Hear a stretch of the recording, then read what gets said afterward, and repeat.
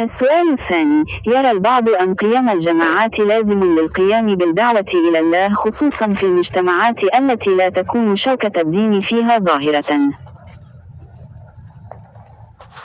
الجواب: الدعوة إلى الله مطلوبة وواجبة. قال سبحانه وتعالى: ادع إلى سبيل ربك بالحكمة والموعظة الحسنة.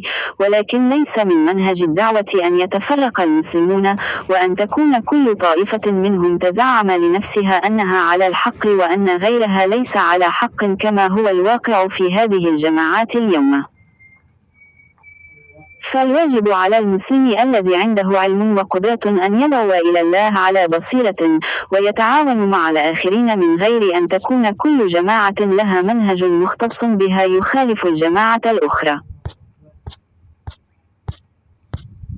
بل الواجب أن يكون المنهج واحدا عند المسلمين، وأن يتعاونوا جميعا وأن يتشاوروا فيما بينهم، ولا حاجة إلى إيجاد جماعات ومناهج متفرقة ومتشتتة، لأن هذا يقضي على وحدة المسلمين وعلى كلمة المسلمين، ويسبب النزاع والخصام بين الناس، كما هو الواقع اليوم بين تلك الجماعات التي على الساحة في البلاد الإسلامية وغيرها.